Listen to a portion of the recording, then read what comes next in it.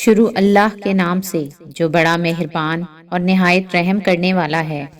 حضرت انس رضی اللہ تعالیٰ عنہ بیان کرتے ہیں، 3 اشخاص نبی صلی اللہ علیہ وآلہ وسلم کی عبادت کے متعلق پوچھنے کے لیے نبی صلی اللہ علیہ وآلہ وسلم کی ازواج مطہرات کے پاس آئے۔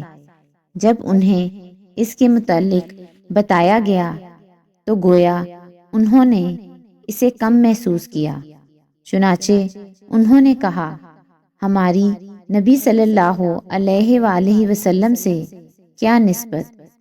اللہ تعالیٰ نے تو ان کی اگلی پچھلی تمام خطائیں معاف فرما دی ہیں۔ ان میں سے ایک نے کہا، میں تو ہمیشہ ساری رات نماز پڑھوں گا۔ دوسرے نے کہا، میں دن کے وقت ہمیشہ روزہ رکھوں گا اور افطار نہیں کروں گا۔ اور تیسرے نے کہا، میں عورتوں سے اجتناب کروں گا اور میں کبھی بھی شادی نہیں کروں گا۔ نبی صلی اللہ علیہ وآلہ وسلم ان کے پاس آئے اور پوچھا، تم وہ لوگ ہو جنہوں نے اس طرح کہا ہے؟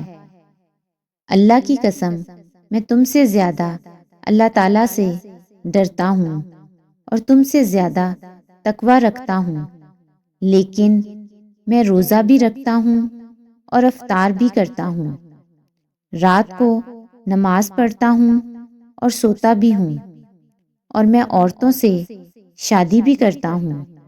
پس جو شخص میری سنت سے اعراض کرے وہ مجھ سے نہیں۔ حضرت مقداد رضی اللہ تعالیٰ عنہ سے روایت ہے کہ انہوں نے رسول اللہ صلی اللہ علیہ وآلہ وسلم کو فرماتے ہوئے سنا، اللہ تعالیٰ روئے زمین کے ہر شہر و بستی کے ہر گھر میں کلمہ اسلام داخل فرما دے گا، خواہ اسے کوئی عزت کے ساتھ قبول کر لے یا ذلت کے ساتھ زندہ رہے۔